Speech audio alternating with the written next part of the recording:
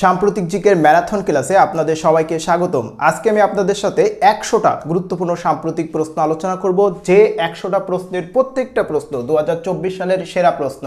তো দেখুন, 1 নম্বর যে প্রশ্নটা আছে সেটা হলো সম্প্রতি আলোচিত ওয়াটার লেমন কোন দেশের গুপ্তচর বাহিনী। তো এই রাইট আনসারটা আপনারা একটু গেস করেন, আমি বলে দিচ্ছি, এটা হলো মিয়ানমারের একটা গুপ্তচর বাহিনী। তো এটা সম্প্রতি এই জন্য আলোচিত কারণ ওয়াটার লেমন শব্দের অর্থই কিন্তু তরমুজ। তরমুজের কি হয়, ভিতরে থাকে লাল, বাইরে থাকে কিন্তু সবুজ।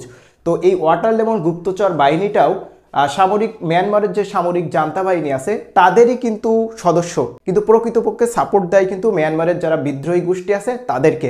অর্থাৎ তারা মিয়ানমারের জান্তা বাহিনীর সদস্য হওয়ার শর্তেও কাজ করতেছে মিয়ানমারের বিদ্রোহী গোষ্ঠীদের হয়ে। এই কারণে এটার নামকরণ করা হয়েছে ওয়াটার লেমন, কারণ ভিতরে একরকম বাইরে আর একরকম। 2 নম্বর যে প্রশ্নটা আছে, সম্প্রতি ডিসেম্বর 2024 বাংলাদেশের হয়ে খেলার জন্য ফিফার ছাড়পত্র পান কোন ফুটবলার? হামজা চৌধুরী। বাংলাদেশের গর্ব, এই জন্য গর্ব কারণ হামজা চৌধুরী বাংলাদেশের বংশোদ্ভূত একজন ব্রিটিশ খেলোয়াড় এবং ইংলিশ প্রিমিয়ার লিগের কিন্তু একজন প্রখ্যাত খেলোয়াড় এবং বর্তমান সময়ে তার পারফরমেন্স কিন্তু অনেক ভালো। তিনি কিন্তু বাংলাদেশ জাতীয় ফুটবল লিগে বা ফুটবল দলে কিন্তু খেলার ইচ্ছা পোষণ করেছে এবং এজন্য কিন্তু ফিফার কাছ থেকে ছাড়পত্রও পেয়েছে। খুব দ্রুতই কিন্তু বাংলাদেশের জাতীয় দলের হয়ে তিনি খেলবে। আর হামজা চৌধুরীর পৈতৃক নিবাস হলো হবিগঞ্জ জেলায় এবং তার বাবা কিন্তু বাংলাদেশি। 3 নম্বর যে প্রশ্নটা আছে, বাংলাদেশি নারীদের প্রথম শ্রেণীর ক্রিকেটে প্রথম সেঞ্চুরিয়ান কে? বাংলাদেশের নারীদের প্রথম শ্রেণীর ক্রিকেটে কিন্তু, তো বাংলাদেশ নারীদের প্রথম শ্রেণীর ক্রিকেটে প্রথম সেঞ্চুরিয়ান হলেন নিগার সুলতানা জ্যোতি। নিগার সুলতানা জ্যোতি বাংলাদেশ নারী ক্রিকেটের কিন্তু তিনি অধিনায়ক এবং তাকে কিন্তু সপ্তম শ্রেণীর যে ইংলিশ ফর টুডে যে বইটাতে আছে এই বইটাতে কিন্তু সাকিব আল হাসানের জায়গায় স্পোর্টিক্স পার্সোনালিটি হিসাবে কিন্তু তার নাম দেওয়া হয়েছে। নিগার সুলতানা জ্যোতি বাংলাদেশ নারী জাতীয় দলের অধিনায়ক। এরপর 4 নম্বর যে প্রশ্নটা আছে, একাদশ বাংলাদেশ প্রিমিয়ার লিগ বিপিএল, একাদশ বাংলাদেশ প্রিমিয়ার লিগের মাস্কট কি? তো একাদশ বাংলাদেশ প্রিমিয়ার লিগের মাস্কট হলো ডানা 36। একাদশ এবং বর্তমানে কিন্তু 7টা একাদশ প্রিমিয়ার লিগে 7টা দল কিন্তু অংশগ্রহণ করছে। আর 5 নম্বর যে প্রশ্নটা আছে, 2024 সালের বৈশ্বিক টেকসই প্রতিযোগিতামূলক সূচকে বাংলাদেশের অবস্থান কততম? তো বাংলাদেশ কিন্তু 14তম অবস্থান এগিয়ে নিয়ে এসে বাংলাদেশের বর্তমান অবস্থান হলো 116তম এবং এই বৈশ্বিক টেকসই প্রতিযোগিতামূলক সূচকে বর্তমানে শীর্ষে আছে সুইডেন এবং সর্বনিম্নে আছে আফ্রিকার দেশ সোমালিয়া। সোমালিয়ার দস্যুদের কথা হয়তো আমরা জানি, বাবেল মানদেবে কিন্তু তারা বিভিন্ন সময় জাহাজ আটকায় এবং বাংলাদেশেরও কিন্তু একটি জাহাজ তারা দখল করে নিয়েছিল। সম্প্রতি চীন এবং জাপানে ছড়িয়ে পড়া নতুন ভাইরাসের নাম কি? করোনার মতো আরেকটি মহামারী ভাইরাস হিসেবে গণ্য করা হচ্ছে the human meta pneumo virus বা HMPV। তো এই ভাইরাসটা ইতিমধ্যে ভারত, চীন এবং জাপানে কিন্তু মোটামুটি প্রাদুর্ভাব দেখা যাচ্ছে এবং বাংলাদেশেও কিন্তু একজন শনাক্ত হয়েছে। এখনো পর্যন্ত এটা ওয়ার্ল্ড হেলথ অর্গানাইজেশন বা হু এটাকে কিন্তু আশঙ্কাজনক বা ভয়ঙ্কর কোনো ভাইরাস হিসেবে ঘোষণা করেনি বা এখনো কোনো সতর্কতাও কিন্তু জারি করেনি এই ভাইরাসটা নিয়ে। 2024 সালের ওয়ার্ল্ড বুক ক্যাপিটাল কোনটি নির্বাচিত হয়েছে? ওয়ার্ল্ড বুক ক্যাপিটাল নির্বাচিত হয়েছে ব্রাজিলের গুরুত্বপূর্ণ একটি শহর রিও ডিও জেনেরো। ব্রাজিলের বর্তমান রাজধানী কিন্তু ব্রাসেলস, এর আগে ব্রাজিলের রাজধানী ছিল এবং প্রধানতম শহর হলো রিও ডিও জেনেরো এবং এই শহরটা 2024 সালের ওয়ার্ল্ড বুক ক্যাপিটাল নির্বাচিত হয়েছে। ওয়ার্ল্ড বুক ক্যাপিটাল মূলত ইউনেস্কো বিভিন্ন শহরকে নির্বাচন করে পাঠ্যপুস্তক বা যে কপিরাইট এই বিষয়গুলো বিভিন্ন লেখার প্রতি মানুষের উদ্বুদ্ধ করার জন্য কিন্তু ইউনেস্কোর একটা প্রোগ্রাম এটা এবং প্রথম এই প্রোগ্রামের পার্টে ছিল বা ওয়ার্ল্ড বুক ক্যাপিটাল নির্বাচিত হয়েছিল রিয়াল মাদ্রিদ, স্পেনের রাজধানী। এরপর 8 নম্বর যে প্রশ্নটা আছে, ফোর্বস 2024 সালের প্রতিবেদন অনুযায়ী বিশ্বের ক্ষমতাধর নারী কে? তো বর্তমান বিশ্বের সব থেকে ক্ষমতাধর নারী হলেন Ursula von der Leyen. Ursula von der Leyen তিনি বর্তমান ইউরোপিয়ান ইউনিয়ন বা ইউ এর প্রেসিডেন্ট এবং ইনি কিন্তু দীর্ঘ সময় ধরে জার্মানির প্রতিরক্ষা মন্ত্রীর দায়িত্ব পালন করছেন। অর্থাৎ তিনি জার্মানির একজন রাজনীতিবিদ এবং ইউরোপীয় ইউনিয়নের বর্তমান প্রেসিডেন্ট। 2024 সালের ফিফার বর্ষসেরার খেলোয়াড় নির্বাচিত হয়েছে কে? 2024 সালে ফিফার বর্ষসেরা খেলোয়াড় নির্বাচিত হয়েছে ভিনিসিয়াস জুনিয়র। ভিনিসিয়াস জুনিয়র তিনি একজন ব্রাজিলিয়ান তারকা এবং বর্তমানে কিন্তু রিয়াল মাদ্রিদে খেলা করছে। এবং আশ্চর্যজনক একটা ইনফরমেশন হলো তার সম্পর্কে, তাকে কিন্তু ব্যালন ডিওর পুরস্কার না দেওয়ার কারণে রিয়াল মাদ্রিদ 2024 সালের ব্যালন ডিওরের যে আয়োজন, এই আয়োজন কিন্তু বর্জন করেছিল। কিন্তু 2024 সালের শেষেই কিন্তু তাকে সম্মানসূচক ফিফার বর্ষসেরা খেলোয়াড় কিন্তু নির্বাচিত করা হয়েছে এবং ব্যালন ডিওর লাভ করেছে কিন্তু রদ্রি। আচ্ছা, 30শে নভেম্বর 2024, আচ্ছা এটা আমি উপরে দিয়ে দিই। আমরা এখনো পর্যন্ত 9টা প্রশ্ন আলোচনা করলাম। আর তোমরা যারা অ্যাডমিশন ক্যান্ডিডেট, তোমাদের জন্য আজকে আমি খুবই গুরুত্বপূর্ণ কিছু তথ্য শেয়ার করব। সুতরাং একটু মনোযোগ সহকারে যে কথাগুলো বলবো একটু শোনার চেষ্টা করবে। শেষ মুহূর্তে তোমাদের অ্যাডমিশনের জন্য, তোমরা ঢাকা বিশ্ববিদ্যালয়ের জন্য মাত্র 10 দিন মতো টাইম পাচ্ছ, সো কথাগুলো শুনবে। আচ্ছা, 30শে নভেম্বর 2024 দেশের তৈরি বাংলাদেশ নৌবাহিনীতে যুক্ত হতে যাচ্ছে নতুন যুদ্ধজাহাজ। যুদ্ধজাহাজটা কই? যুদ্ধজাহাজটা হলো বনজা বিষখালী। বনজা বিষখালী এই যুদ্ধজাহাজটা খুলনা শিপইয়ার্ড তৈরি করেছে চীনের কারিগরি সহায়তায়। খুলনা শিপইয়ার্ড কিন্তু তৈরি করেছে। 11 নম্বর যে প্রশ্নটা আছে, 27শে নভেম্বর 2024 বাংলাদেশ কনসুলেট কোন দেশে ই পাসপোর্ট সেবা উদ্বোধন করে? তো উদ্বোধন করেছে হংকং। হংকংয়ে কিন্তু ই কনসুলেট সেবা পাসপোর্ট সেবা উদ্বোধন করে। বাংলাদেশ উন্নয়ন গবেষণা প্রতিষ্ঠান BIDS মতে তৈরি পোশাকে নারীর অংশগ্রহণের হার কত? তৈরি পোশাকে নারীর অংশগ্রহণের হার হলো 53%। আর আপনারা যারা জব ক্যান্ডিডেট, তারাও সাম্প্রতিক ক্লাসগুলো করেন, বিভিন্ন সময় কমেন্ট করেন, তো আপনাদের প্রতি সম্মান রেখেই বলছি, আপনাদের জন্য এত গোছালো প্রশ্ন আমার মনে হয় ইউটিউবে কেউই আপলোড করে না। যারাই প্রশ্নগুলো দেয়, গড়পত্তন যা কিছু সামনে আসে সব কিছুই দিয়ে দেয়, কিন্তু আমি আপনাদের সাথে যে প্রশ্নগুলো শেয়ার করি প্রত্যেকটা প্রশ্ন এবছরের সেরা এবং এই ধরনের প্রশ্নগুলাই কিন্তু কম্পিটিটিভ এক্সামে আসে। এবং আমি বিগত সবগুলো জব এক্সাম হোক কিংবা অন্যান্য যে কোনো এক্সাম হোক না কেন, সেগুলো কিন্তু টু দ্য পয়েন্টে এবং খুব স্ক্রুটিনাইজলি অ্যানালাইজ করে তার উপর ভিত্তি করে কিন্তু এই প্রশ্নগুলো দিয়ে থাকি। সো প্রশ্নগুলো খুবই গুরুত্বপূর্ণ, কিন্তু কিছু কিছু পাবলিক থাকে যারা খুব বাজে কমেন্ট করে, যেটা আমাদের জন্য খুবই বিব্রতকর। যদিও এই পাবলিকগুলোকে কিন্তু হাইড করে দিই, চ্যানেল থেকে হাইড করে দিই। সো কারোর মনে যদি বাজে কমেন্ট আসে, সে অন্তত ভিডিও দেখে চলে যান। যদি পছন্দ না হয়, বাজে কমেন্ট করলে তো আপনি আর চ্যানেলেই থাকতে পারছেন না, নেক্সট আমাদের চ্যানেলের আর কোনো ভিডিও আপনার কাছে যাবে না। সো এই বিষয়ে একটু সতর্ক থাকতে হবে। সিরিয়ার বিদ্রোহী গোষ্ঠী হায়াত তাহরির আল শামসের বর্তমান প্রধান বা দীর্ঘদিন ধরে প্রধানের দায়িত্ব পালন করে আসছে কে?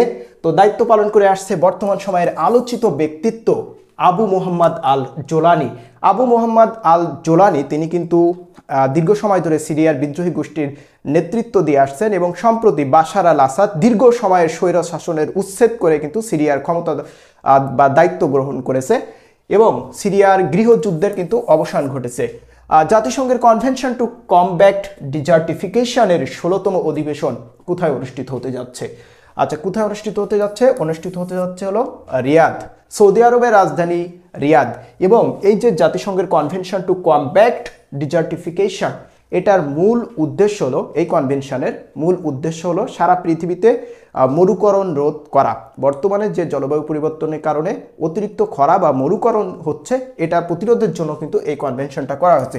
15 নম্বর যে প্রশ্ন, সম্প্রতি ইউটিউবে কি নামে নতুন একটি বাটন যোগ করতে যাচ্ছে? ইউটিউবে সম্প্রতি প্লে সামথিং নামে একটি নতুন বাটন আপনারা খুব দ্রুতই দেখতে পাবেন, যেখানে টাচ করা মাত্রই ইউটিউবের যে শর্টস ভিডিওগুলো আছে সেগুলো আপনার কাছে চলে আসবে। আচ্ছা, যারা ঢাকা বিশ্ববিদ্যালয়কে টার্গেট করে তোমরা প্রস্তুতি নিচ্ছ, তোমাদের জন্য কিন্তু আমাদের 500 টাকার একটা কোর্স ছিল, কোর্স না, এটা মূলত model test plus written support. এই মুহূর্তে শেষ মুহূর্তে তোমাকে মাত্র 300 টাকায় দিচ্ছি। সো ঢাকা বিশ্ববিদ্যালয় পরীক্ষার আগের দিন পর্যন্ত তুমি এই কোর্সটা পেয়ে যাচ্ছ। যে নাম্বারটা দেখতে পাচ্ছ, নাম্বারে যোগাযোগ করো।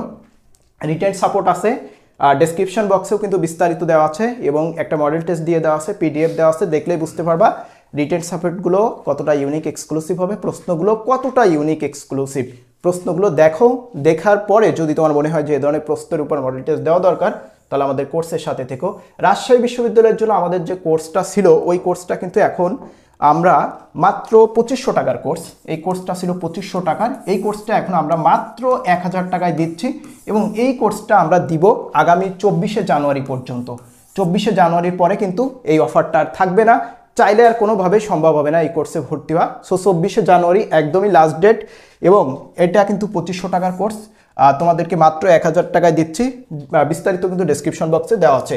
16 নম্বর যে প্রশ্নটা আছে, 5ই ডিসেম্বর 2024 উপদেষ্টা পরিষদের বৈঠকে ওশেনিয়া মহাদেশের কোন দেশে বাংলাদেশের নতুন হাই কমিশনের স্থাপনের প্রস্তাব অনুমোদন করা হয়? তো ওশেনিয়া মহাদেশ বলতে অস্ট্রেলিয়া মহাদেশ বলতে আমরা যেটাকে বুঝি ওটাকেই বোঝায়, এবং ওশেনিয়া মহাদেশের দেশ নিউজিল্যান্ড, যেটা রাজধানী ওয়েলিংটন। এই ওয়েলিংটনে কিন্তু নতুন হাই কমিশনের স্থাপনের প্রস্তাব অনুমোদন করা হয়েছে। 17 নম্বর যে প্রশ্নটা ছিল, 9 ডিসেম্বর 2024 বাংলাদেশ জাতিসংঘের কোন সংস্থার ভাইস প্রেসিডেন্ট নির্বাচিত হয়েছেন? তো বাংলাদেশের জন্য খুবই সম্মানসূচক একটি নির্বাচন বা অর্জন এটা ছিল, ভাইস প্রেসিডেন্ট নির্বাচিত হওয়া। তো আনসার, জাতিসংঘের শরণার্থী বিষয়ক যে সংস্থাটা আছে আনসার, এই আনসারের ভাইস প্রেসিডেন্ট নির্বাচিত হয়েছে বাংলাদেশ। জাতিসংঘের আরও কিছু অঙ্গ সংগঠন আছে, তার ভিতরে অন্যতম হলো ইউনিসেফ। সারা পৃথিবীতে যে শিশুদের অধিকার থেকে শুরু করে শিশু রক্ষা বা শিশুদের সুরক্ষায় ভূমিকা পালন করে যাচ্ছে। ইউনেস্কো সারা পৃথিবীর ওয়ার্ল্ড হেরিটেজ সাহিত্য ইতিহাস ঐতিহ্য রক্ষায় দায়িত্ব পালন করে যাচ্ছে। ইউএনডিপি বিশ্বের বিভিন্ন দেশে বিশেষত তৃতীয় দেশগুলোতে বিভিন্ন সময় কিন্তু অবকাঠামোগত উন্নয়নে গুরুত্বপূর্ণ অবদান রাখছে ইউএনডিপি। 18 নম্বর যে প্রশ্নটা আছে, বর্তমানে জানুয়ারি 2025 বিশ্বের কতটি দেশে বাংলাদেশের জন্য দ্বৈত নাগরিকের সুযোগ রয়েছে? বাংলাদেশের জন্য 110টি দেশে দ্বৈত নাগরিকের সুযোগ রয়েছে। দ্বৈত নাগরিক মানে আপনি একই সাথে বাংলাদেশ প্লাস কানাডার নাগরিকত্ব পেতে পারবেন, ইউকের নাগরিকত্ব পেতে পারবেন, যুক্তরাষ্ট্র, কিংবা এই যে 100 দেশটা আছে এই 100 দেশটায় দেশের যে কোনো দেশে নাগরিকত্ব আপনি গ্রহণ করতে পারবেন। আচ্ছা, আমরা এখনো পর্যন্ত 18টা প্রশ্ন আলোচনা করলাম। টোটাল আজকে আমরা 100টা প্রশ্ন, ম্যারাথন ক্লাসের 100টা প্রশ্ন নিয়ে আলোচনা করব। প্রত্যেকটা প্রশ্নই কিন্তু 2024 সালের সুপার প্রশ্ন। 19 নম্বর যে প্রশ্নটা আছে, দেশের একমাত্র উপকূলীয় নদীবন্দর কোনটি? বাংলাদেশের কততম, আমার লাস্টটা ভুলে গেছি, মেবি 53তম নদীবন্দর সন্দ্বীপ উপকূলীয় নদীবন্দর। 53 নাকি 44 ভুলে গেছি। যাই হোক, সন্দ্বীপ উপকূলীয় নদীবন্দর এটা বাংলাদেশের সর্বশেষ নদীবন্দর এবং এটা কিন্তু উপকূলীয় নদীবন্দর। খুব গুরুত্বপূর্ণ একটা প্রশ্ন। নদীবন্দর বা নদ নদী থেকে কিন্তু ফ্রিকোয়েন্টলি প্রশ্ন আসে। 20 নম্বর যে প্রশ্নটা আছে, আন্তর্জাতিক উদারাময় গবেষণা কেন্দ্র বাংলাদেশের তথ্য মতে অপরিণত শিশু জন্মের হারে শীর্ষ দেশ কোনটি? শীর্ষ দেশ হলো আমাদের বাংলাদেশ। খুবই দুঃখজনক একটা ঘটনা। এবং আন্তর্জাতিক উদারাময় গবেষণা কেন্দ্র বা আন্তর্জাতিক যে কলেরা গবেষণা কেন্দ্র, যেটা সদর দপ্তর কিন্তু বাংলাদেশেই। এরপর 21 নম্বর যে প্রশ্নটা আছে, বাংলাদেশে কিন্তু এই বিমস্টেক বা এই যে উদারাময় গবেষণা কেন্দ্র অনেক আন্তর্জাতিক সংস্থার সদর দপ্তর কিন্তু আছে। এবং প্রশ্নটা এইভাবে আসে, নিচের কোন আন্তর্জাতিক সংস্থার সদর দপ্তর বাংলাদেশে নয় অথবা বাংলাদেশে? এভাবে কিন্তু আসতে পারে। বাংলাদেশের কোথায় জাতিসংঘ পার্ক অবস্থিত? বাংলাদেশের কোথায় জাতিসংঘ পার্ক? খুলনার মানুষ একটু কনফিউজড হয়ে যেতে পারে, যদিও এটা চট্টগ্রামে। খুলনায়ও জাতিসংঘ শিশু পার্ক আছে, কিন্তু ওইটা না, এটা কিন্তু জাতিসংঘ পার্ক, জাতিসংঘ শিশু পার্ক না। আর চট্টগ্রামের যে জাতিসংঘ শিশু পার্কটা ছিল, এই জাতিসংঘ শিশু পার্কের সম্প্রতি নতুন নামকরণ করা হয়েছে জুলাই স্মৃতি উদ্যান, যে কারণে কিন্তু এটা বর্তমান সময়ে খুবই আলোচিত। এই জাতিসংঘ চট্টগ্রামের জাতিসংঘ শিশু পার্কের বর্তমান নামকরণ কি করা হয়েছে? জুলাই স্মৃতি উদ্যান। তাহলে কোন পার্কটিকে জুলাই স্মৃতি উদ্যান নামকরণ করা হয়েছে? জাতিসংঘ পার্ক চট্টগ্রাম। শুভ সন্ধ্যা সমুদ্র সৈকত কোথায় অবস্থিত? বরগুনাতে অবস্থিত, বরগুনা। 23 নম্বর যে প্রশ্নটা আছে, দেশের প্রথম পূর্ণাঙ্গ ডিজিটাল স্বাস্থ্যসেবা প্ল্যাটফর্মের নাম কি? সুখী। সুখী দেশের প্রথম পূর্ণাঙ্গ ডিজিটাল স্বাস্থ্যসেবার নাম। 24 নম্বর যেটা আছে, কৃষি সম্প্রসারণ অধিদপ্তরের তথ্য মতে 2023-24 অর্থ বছরে ভুট্টা উৎপাদনে দেশের শীর্ষ জেলা কোনটি? রিপোর্ট সমীক্ষা থেকে ফ্রিকোয়েন্টলি প্রশ্ন আসে, এটা রাইট আনসার হলো দিনাজপুর। ভুট্টা উৎপাদনে 2023-24 শীর্ষে আছে দিনাজপুর। রিপোর্ট সমীক্ষা থেকে বিভিন্ন পরীক্ষাতে প্রশ্ন আসে, সো আপনাদের করণীয় হলো রিপোর্ট সমীক্ষাগুলো সুন্দরভাবে দেখে নেওয়া। শুধুমাত্র বাংলাদেশের রিপোর্ট সমীক্ষা না, ওয়ার্ল্ড ওয়াইড কোথায় কি ঘটে যাচ্ছে, কোন র্যাঙ্কিংয়ে বাংলাদেশের অবস্থান কত, শীর্ষে কে আছে, সর্বনিম্ন কে আছে, এগুলো থেকে কিন্তু প্রশ্ন চলেই আসে। আচ্ছা, 25 নম্বর যে প্রশ্নটা আছে খুবই গুরুত্বপূর্ণ একটা প্রশ্ন। গত 2024 সালের ডিসেম্বরে বাংলাদেশের মুদ্রাস্ফীতির হার ছিল কত? মুদ্রাস্ফীতির হার ছিল 10.89%, খুবই বেশি। মুদ্রাস্ফীতির এই হারটা কিন্তু নর্মালের থেকে অনেক বেশি।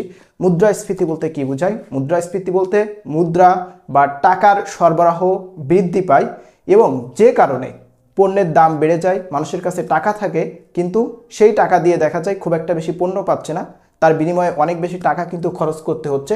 তো বাজারে বেশি পরিমাণ টাকার সরবরাহ বা সাপ্লাই হওয়ার যে নেগেটিভ ফল সেটাই কিন্তু মুদ্রাস্ফীতি। এরপর 26 নম্বর যে প্রশ্ন আছে, ওয়ান স্টপ সার্ভিস পোর্টালের নতুন সংস্করণ চালু করেছে কোন সংস্থা? ওয়ান স্টপ সার্ভিস পোর্টাল এটার নতুন সংস্কার চালু করেছে বাংলাদেশ বিনিয়োগ উন্নয়ন কর্তৃপক্ষ, বিডা। এটা মূলত ক্ষুদ্র এবং কুটির শিল্প নিয়ে কাজ করে। ওয়ান স্টপ সার্ভিস পোর্টাল বর্তমানে বিশ্বের বৃহত্তম জল বিদ্যুৎ প্রকল্প কোনটি? জল বিদ্যুৎ প্রকল্প হলো থ্রি গর্জেস বাঁধ। এটি চীন তৈরি করেছে এবং বর্তমান বিশ্বের বৃহত্তম জল বিদ্যুৎ প্রকল্প। আচ্ছা, 28 নম্বর যে প্রশ্নটা আছে, 2024 সালে বাংলাদেশে প্রবাসীদের আয় কত ছিল? বাংলাদেশের প্রবাসীদের আয় ছিল $2,670 কোটি। এটা কিন্তু ডলার, কল্পনা করেন, এটা কিন্তু ডলার। বাংলাদেশতে বৈদেশিক বলতে যে প্রবাসীদের উপর কতটা বেশি ডিপেন্ডেন্ট বা প্রবাসীদের আয়ের উপর কতটা বেশি ডিপেন্ডেন্ট সেটা কিন্তু 2024 সালে প্রবাসীদের আয় প্রমাণ করে যে প্রবাসীরা বাংলাদেশের অর্থনীতিতে কতটা ভূমিকা রাখতে পারে। তবে সবথেকে ভালো হয় যদি আমরা দক্ষ এবং কারিগরি শিক্ষায় শিক্ষিত প্রবাসী যদি আমরা ইউরোপিয়ান দেশগুলো, মালয়েশিয়া কিংবা মিডল ইস্টের দেশগুলোতে সরবরাহ করতে পারি, তাহলে আয় আমাদের আরও অনেক কিন্তু বৃদ্ধি পাবে। 2024 সালে ব্রাজিল সরকারের বসানো স্বয়ংক্রিয় ক্যামেরায় অ্যামাজন বনে প্রথমবারের মতো কোন আদিবাসী ধরা পড়েছে? সম্প্রতি কিন্তু অ্যামাজনের বনে নতুন একটা আদিবাসী ধরা পড়েছে। সেই আদিবাসীটার নাম হলো মাসাকো। যদিও এটা এর আগেও একবার ধরা পড়েছিল, কিন্তু এবার মাসাকোদের অবস্থান এবং তাদের কার্যক্রম সম্পর্কে সবথেকে বেশি তথ্য পাওয়া গেছে। 30 নম্বর যে প্রশ্নটা আছে, নিচের কোন গুচ্ছের সবগুলো রাষ্ট্র দোদুল্যমান রাজ্য বা সুইং স্টেট নামে পরিচিত? সুইং স্টেট আমেরিকার প্রেসিডেন্ট নির্বাচনে খুবই গুরুত্বপূর্ণ ভূমিকা পালন করে। এটা রাইট আনসার হলো খ, অ্যারিজোনা, নেভাদা, নর্থ ক্যারোলাইনা। এই রাজ্যের 3টাই কিন্তু সুইং স্টেট। আর ক নম্বর অপশানের উইসকনসিন, এটাও কিন্তু সুইং স্টেট, মানে একটা। আর গ নম্বর অপশানের মিশিগান সুইং স্টেট। আর ঘ নম্বর অপশানের হলো পেনসিলভানিয়া এবং জর্জিয়া, এটাও কিন্তু সুইং স্টেট। তার মানে আমরা কয়টা টোটাল সুইং স্টেট দেখতে পেলাম? Pennsylvania, Georgia, Michigan, Arizona, Nevada, north Caroline এবং উইসকনসিন। টোটাল আমরা কিন্তু 7টা সুইং স্টেট কিন্তু আমরা দেখতে পেলাম। এবং আমেরিকার এই 7টা রাজ্য আমেরিকার প্রেসিডেন্ট নির্বাচনে সবথেকে বেশি গুরুত্বপূর্ণ ভূমিকা পালন করে, কারণ অন্যান্য রাজ্যগুলোতে কে প্রেসিডেন্ট বা কে বেশি ভোট পেতে যাচ্ছে বা সবগুলো ইলেকট্রাল কলেজ কার হতে যাচ্ছে এটা কিন্তু জরিপ সমীক্ষার মাধ্যমে জানা যায়। কিন্তু সুইং স্টেট যেগুলো আছে এইগুলাতে কিন্তু জরিপের মাধ্যমে আগে থেকে পূর্বাভাস দেওয়া যায় না যে এখানে কে জয়ী হতে যাচ্ছে, যে কারণে এগুলোকে কিন্তু দোদুল্যমান রাজ্য হিসাবে অভিহিত করা হয়েছে। আচ্ছা, এরপর 31 নম্বর যে প্রশ্নটা আছে, সম্প্রতি কোন খাদ্যে শেরপুরের জিআই পণ্য হিসাবে স্বীকৃতি পেয়েছে? শেরপুরের খাদ্য ছানার পায়েস, এটা কিন্তু জিআই পণ্য হিসাবে স্বীকৃতি পেয়েছে। 32 নম্বর যে প্রশ্নটা আছে, ভারতের উত্তর পূর্বাঞ্চলীয় রাজ্যগুলোতে ব্যান্ড উইথ সরবরাহে বাংলাদেশকে ট্রানজিট পয়েন্ট হিসাবে ব্যবহারের প্রস্তাব কে বাতিল করে দিয়েছে? তো বাংলাদেশকে Bangladesh telecommunication regulatory commission, BRTC. এরপরে যে প্রশ্নটা আছে 33 নম্বর যে প্রশ্নটা, সাহিত্যে নোবেল জয়ী হ্যান ক্যাং সম্প্রতি সামরিক শাসনকে কি বলে অভিহিত করেছেন? তো এশিয়ার প্রথম মহিলা ব্যক্তি যিনি সাহিত্যে নোবেল পুরস্কার পেয়েছে, হ্যান ক্যাং, তিনি কিন্তু সামরিক শাসনকে বোম শেল হিসেবে আখ্যায়িত করেছে এবং এটা অবশ্যই দক্ষিণ কোরিয়ার সামরিক শাসন। আপনারা হয়তো জানেন সম্প্রতি দক্ষিণ কোরিয়ায় কিন্তু সামরিক শাসন জারি হয়েছে এবং যেটাকে সাহিত্যে নোবেল বিজয়ী হ্যান ক্যাং রীতিমতো বোম শেলের সাথে তুলনা করেছেন। 34 নম্বর যে প্রশ্নটা আছে, বাংলাদেশের মানবাধিকার বিষয়ক হাই কমিশনের কান্ট্রি অফিস খোলার প্রস্তাব দিয়েছে জাতিসংঘ সম্প্রতি বাংলাদেশে মানবাধিকার বিষয়ক হাই কমিশনের কান্ট্রি অফিস খোলার প্রস্তাব দিয়েছে। প্রবাসীদের সম্মানে মালয়েশিয়া প্রথমবারের মতো আয়োজিত হচ্ছে ফার্স্ট অ্যাচিভার্স অ্যাওয়ার্ড 2024।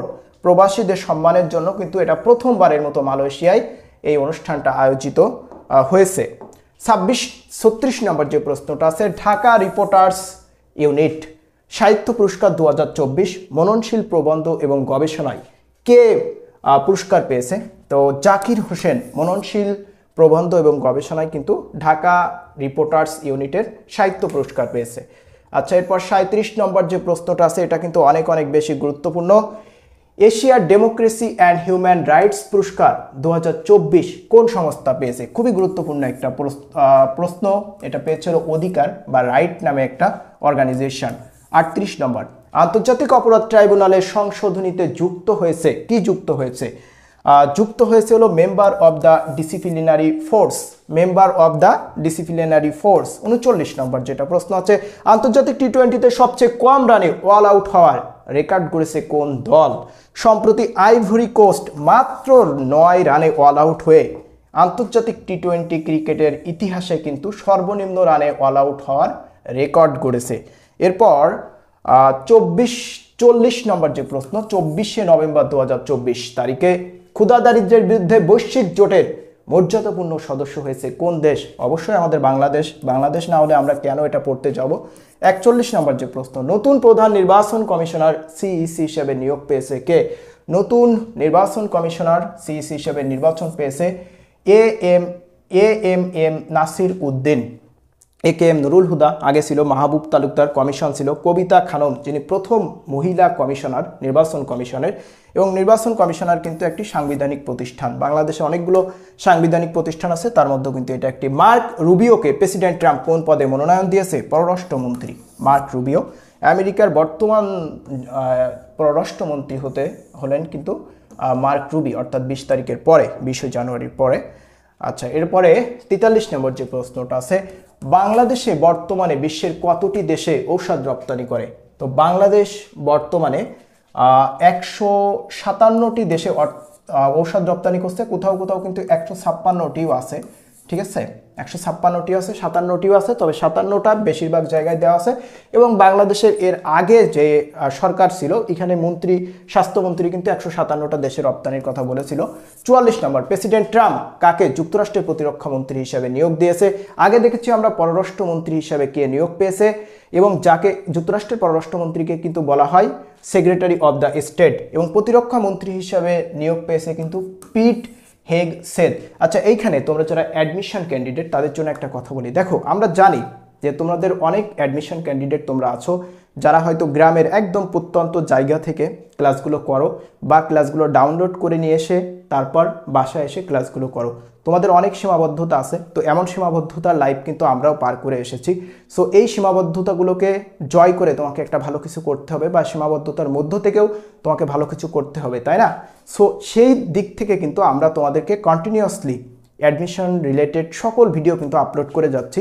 আমরা জানি যে তোমরা সবাই কিন্তু আমাদের পেইড ব্যাচে ভর্তি হতে পারবে না, এবং এটা কখনো হওয়া উচিতও না। সো তোমাদের যাদের সামর্থ্য নাই তারা আমাদের যে ফ্রি ক্লাসগুলো আছে, এই ফ্রি ক্লাসগুলো কন্টিনিউয়াসলি করো, এবং আমরা তোমাদেরকে এই ফ্রি সাপোর্টটা কিন্তু দিয়ে যাব। এই জন্য দিয়ে যাব, তোমরা হয়তো জানো আমি যতটা সাম্প্রতিক প্রশ্ন এখনো পর্যন্ত আলোচনা করেছি, ইউটিউবে এতটা গোছালো সাম্প্রতিক প্রশ্ন আমার মনে হয় কেউই আলোচনা করেনি। এই প্রশ্নগুলো কিন্তু একান্তই আমাদের পেইড ব্যাচের শিক্ষার্থীদের প্রশ্ন। তারপরেও আমি তোমাদেরকে এই প্রশ্নগুলো এই জন্য দিচ্ছি যেন তোমরা একটা গোছালো সাপোর্ট যেন তোমরা পেয়ে যাও। অন্তত তোমরা আমাদের স্টুডেন্ট হিসেবে আমরা যেন তোমাদেরকে কোনো সাপোর্ট প্রোভাইড করতে পারি। কারণ তোমরা যারা রেগুলারলি আমাদের ক্লাস করো, হয়তো তোমরা আমাদের পেইড ব্যাচের স্টুডেন্ট না, কিন্তু অবশ্যই তো তোমরা আমাদের শিক্ষার্থী। সো সেই জায়গা থেকে আমাদের কিন্তু একটা রেসপন্সিবিলিটি আছে, এবং আমাদের রেসপন্সিবিলিটির জায়গা থেকে কিন্তু তোমাদের অ্যাডমিশনের আগ দিন পর্যন্ত, বিশেষত রাজশাহী বিশ্ববিদ্যালয়ের আগ দিন পর্যন্ত কিন্তু আমরা তোমাদেরকে সাপোর্ট প্রোভাইড করে যাব। সো তোমাদের কোনো প্রশ্ন থাকলে সেটা অবশ্যই কমেন্ট করে আমাদেরকে জানাবে। ইনশাল্লাহ তোমাদের বেস্ট সাপোর্ট প্রোভাইড করার জন্য অ্যাডমিশন মেন্টর সবসময় প্রস্তুত থাকবে। তোমরা শুধু বেস্ট করো, তোমার সেরাটা দেখাও, তুমি বিশ্ববিদ্যালয়ে চান্স পাও, তোমার পিতামাতা, তোমার পরিবার, তোমার আত্মীয় স্বজনের মুখ উজ্জ্বল করো। ইনশাল্লাহ ফ্রিতে যত সাপোর্ট প্রোভাইড করা যায় সব কিছু সাপোর্ট অ্যাডমিশন মেন্টরস তোমাকে প্রোভাইড করে যাবে। আর যার সামর্থ্য আছে বা যে চাচ্ছ যে এক্সক্লুসিভ ইন্টেন্সিভ কেয়ারে থাকবে, এক্সক্লুসিভ শিটগুলো নিয়ে প্রিপারেশান রাখবে, তারা কিন্তু আমাদের সাথেও থাকতে পারো ইন্টেন্সিভ কেয়ারে। নাসার স্পেস অ্যাপস চ্যালেঞ্জ 2024-এর শীর্ষ 40 গ্লোবাল ফাইনালিস্টে স্থান পেয়েছে বাংলাদেশের কোন দল? তো টিম ইকোরেঞ্জাস খুব গুরুত্বপূর্ণ একটা প্রশ্ন। নাসার স্পেস অ্যাপ চ্যালেঞ্জ 2024-এর শীর্ষ 40 গ্লোবাল ফাইনালিস্টে কিন্তু স্থান করে নিয়েছে। খুবই গুরুত্বপূর্ণ একটা প্রশ্ন।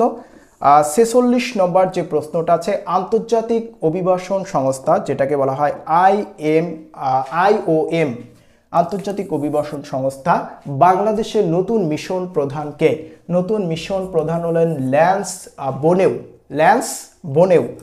এরপর সশস্ত্র বাহিনী দিবস পালিত হয় কবে? 21শে নভেম্বর, কিছুদিন আগেই কিন্তু এটা পালিত হলো।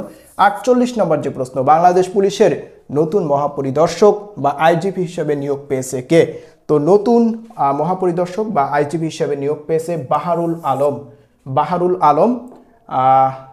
বাহারুল আলমের কথা যখন চলে আসে, যারা পিনাকি ভট্টাচার্যের ভিডিও আপনারা দেখেন তারা হয়তো জানেন যে তিনি খুব দারুণভাবে বলে যে বাহার ভাই আমার খুব ক্লোজ লোক। যাই হোক, 49 নম্বর যে প্রশ্নটা আছে, রাজনৈতিক ঝুঁকি এবং অস্থিরতার কারণে মুডিস বাংলাদেশের ঋণমান কমিয়ে কত নম্বর অবস্থানে নিয়ে এসেছে? তো বাংলাদেশের ঋণমান কমিয়ে কিন্তু B2+ অবস্থানে নিয়ে এসেছে। 50 নম্বর যে প্রশ্ন, বিমস্টেকের পরবর্তী চেয়ারম্যান হিসেবে দায়িত্ব গ্রহণ করতে যাচ্ছে কে?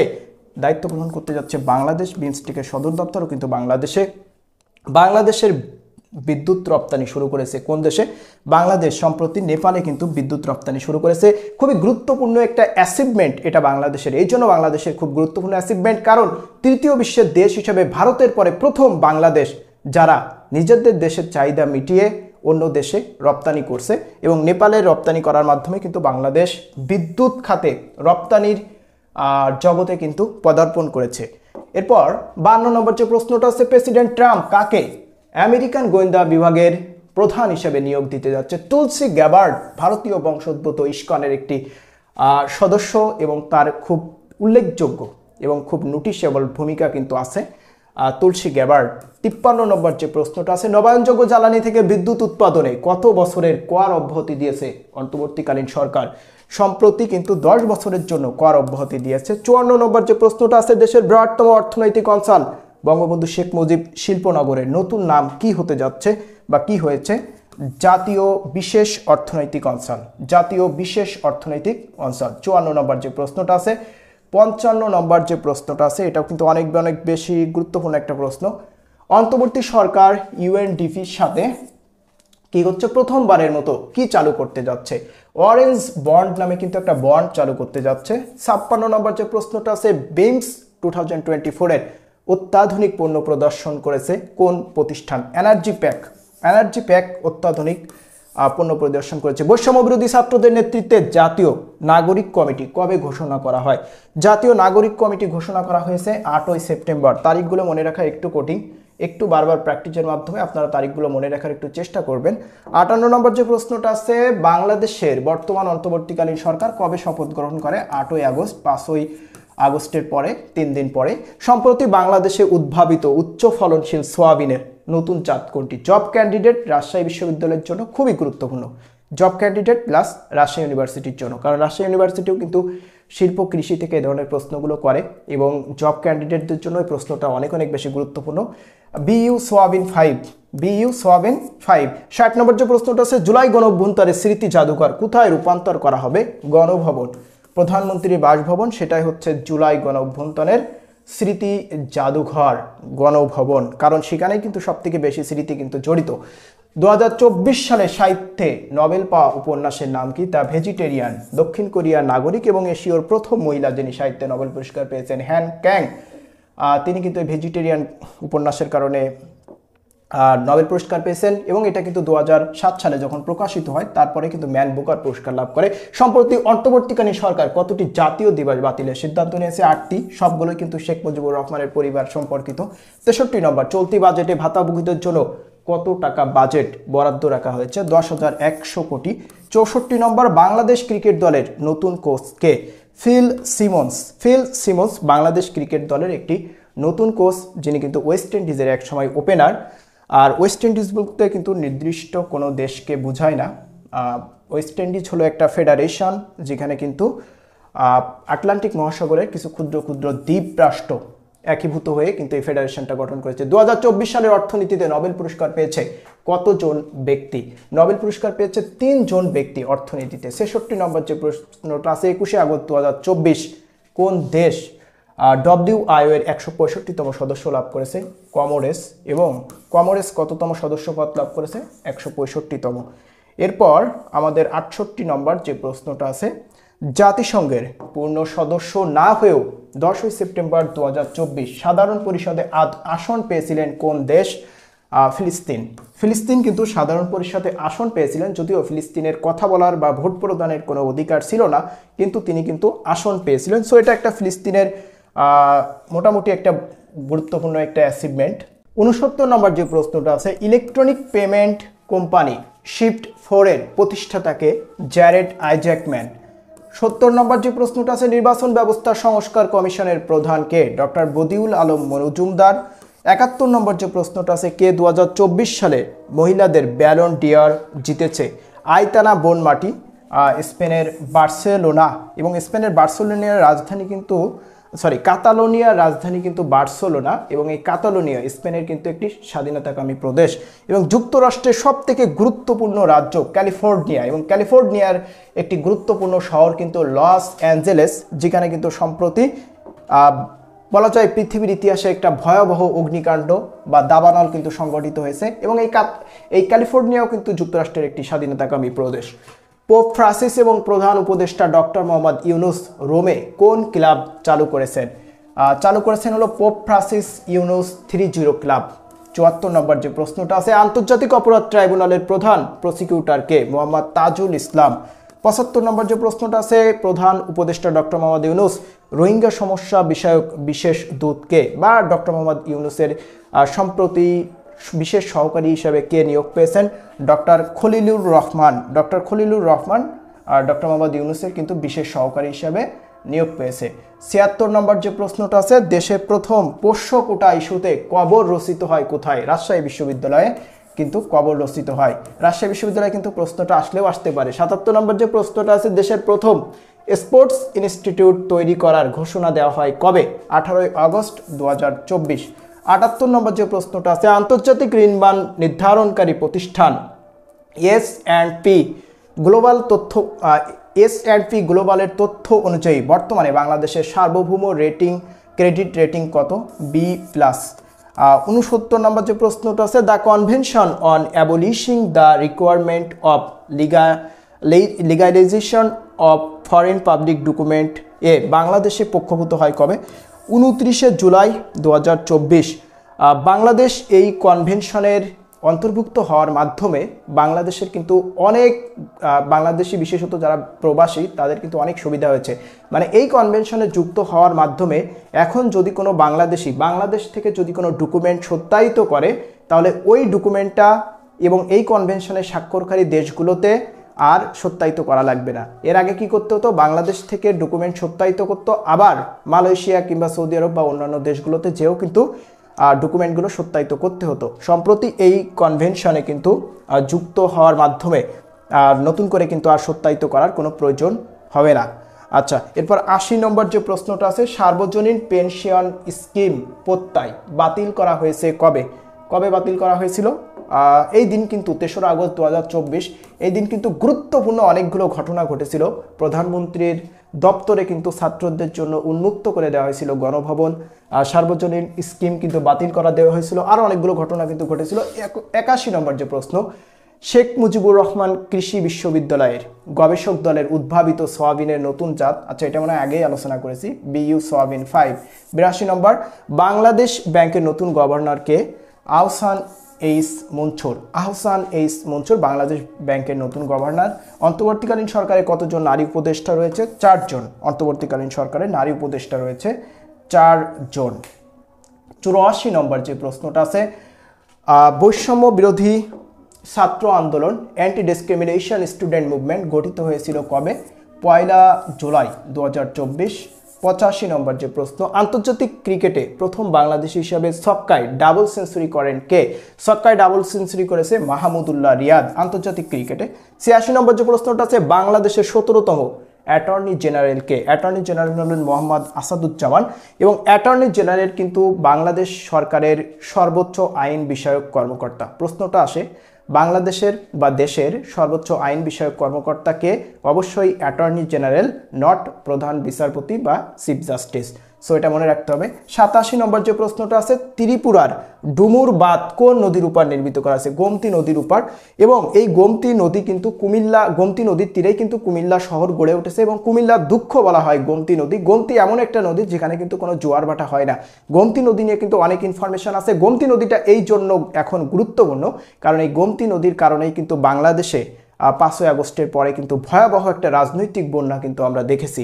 আচ্ছা, 88 নম্বর যে প্রশ্নটা আছে, 8ই আগস্ট 2024 ক্রিপ্টোকারেন্সির মাইকিং বৈধতা করেছে কোন দেশ?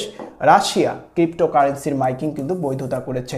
89 নম্বর যে প্রশ্নটা আছে, 2024 সালে মার্কিন নির্বাচনে ডেমোক্রেটিক দলের প্রেসিডেন্ট প্রার্থী কমলা হ্যারিসের রানিং মেট নির্বাচিত হয়েছিলেন টিম ওয়ালেস। 5ই নভেম্বর 2024 এম.এ মুহিত কোন পর্বত জয় করে? 5ই নভেম্বর 2024 থরংলা নেপালের একটি পর্বত কিন্তু জয় করেছে।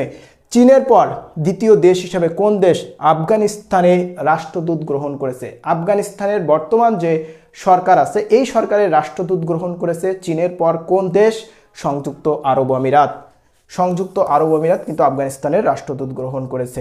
92 নম্বর যে প্রশ্নটা আছে সেটা হলো, আফগানিস্তানের রাষ্ট্রদূত হিসাবে কাকে সংযুক্ত আরব আমিরাতে মনোনয়ন করা হয়েছে? মাওলানা বদির উদ্দিন হাক্কানি। মাওলানা বদির উদ্দিন হাক্কানি কিন্তু আফগানিস্তানের রাষ্ট্রদূত হিসাবে সংযুক্ত আরব আমিরাতে দায়িত্ব পালন করবেন। 93 নম্বর যে প্রশ্নটা আছে, ইন্দোনেশিয়ার প্রস্তাবিত নতুন রাজধানীর নাম কি? ইন্দোনেশিয়ার প্রস্তাবিত নতুন রাজধানী হলো নুসান্তারা এবং খুব রিসেন্টলি কিন্তু এই নুসান্তারায় ইন্দোনেশিয়ার উচ্চ পর্যায়ের মন্ত্রী পরিষদের বৈঠক কিন্তু অনুষ্ঠিত হতে যাচ্ছে। 94 নম্বর যে প্রশ্নটা আছে, 6ই আগস্ট 2024 ইউক্রেনের সেনারা রাশিয়ার কোন ভূখণ্ডে অভিযান শুরু করে? কুরস্ক। ইউক্রেনের সেনারা কিন্তু রাশিয়ার কোন ভূখণ্ডে অভিযান শুরু করে? প্রশ্নটার গুরুত্ব অনেক অনেক বেশি কারণ আমরা ইউক্রেন এবং রাশিয়ার যুদ্ধে দেখেছি রাশিয়ার সৈন্যরা ইউক্রেনের বিভিন্ন ভূখণ্ডে কিন্তু আক্রমণ চালাচ্ছে, কিন্তু ইউক্রেনের সেনারা কিন্তু রাশিয়ার ভূখণ্ডে ঢুকে পড়েছে এবং সেই ভূখণ্ডের নাম হলো কুরস্ক।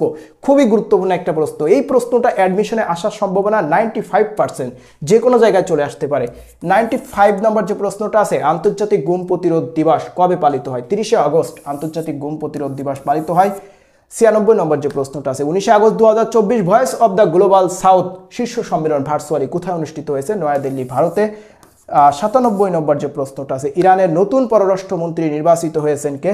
আব্বাস আরাকচি ইরানের নতুন পররাষ্ট্রমন্ত্রী নির্বাচিত হয়েছে। এরপর 98 নম্বর যে প্রশ্নটা আছে, থাইল্যান্ডের সর্বকনিষ্ঠ প্রধানমন্ত্রীর নাম কি? তো সর্বকনিষ্ঠ প্রধানমন্ত্রীর নাম হলো পেতংতার্ন সিনাওত্রা। খুবই অদ্ভুত নাম কিন্তু। 99 নম্বর যে প্রশ্নটা আছে, বিশ্বের দ্বিতীয় বৃহত্তম হীরার সন্ধান পাওয়া যায় কোন দেশে? আফ্রিকার বতসোয়ানায়। তো আফ্রিকায় কিন্তু অসংখ্য হীরার খনি আছে, তারপরে যত প্রকার মূল্যবান ধাতু আছে সব ধাতুর খনি কিন্তু আফ্রিকা মহাদেশে আছে এবং যেগুলো লুটে পেটে শোষণ করে খাচ্ছে কিন্তু ইউরোপ এবং আমেরিকার দেশগুলো। দক্ষিণ পূর্ব এশিয়ার সবচেয়ে বড় ব্যাংক সিঙ্গাপুরে বিডিএস গ্রুপের প্রথম নারী নির্বাহীর নাম কি? তান সুসান। দক্ষিণ পূর্ব এশিয়ার সবচেয়ে বড় ব্যাংক কোথায়? সিঙ্গাপুরের ডিবিএস গ্রুপের প্রথম নারী নির্বাহী নাম হলো তান সুসান। আচ্ছা, আজকে যে 100টা প্রশ্ন দিলাম আমার মনে হয় প্রত্যেকটা প্রশ্ন আপনাদের কাছে খুবই বেশি গুরুত্বপূর্ণ বলে মনে হয়েছে এবং আসলেই কিন্তু প্রশ্নগুলো অনেক অনেক বেশি গুরুত্বপূর্ণ এবং এই ধরনের প্রশ্নগুলো থেকে কিন্তু বিশ্ববিদ্যালয় কিংবা যে কোনো কম্পিটিটিভ এক্সামে প্রশ্নগুলো চলে আসে। সো আজকের আলোচনাটা আমরা এই পর্যন্ত শেষ করব। আর যারা আমাদের ইন্টেনসিভ কেয়ারে থাকতে ইচ্ছুক তারা আমাদের যে নাম্বারটা আছে ডেসক্রিপশন বক্স প্লাস স্ক্রিনে যে নাম্বারটা আছে এই নাম্বারে আমাদের সাথে যোগাযোগ করতে হবে। তো সবাই ভালো থাকেন, সুস্থ থাকেন, বাই বাই।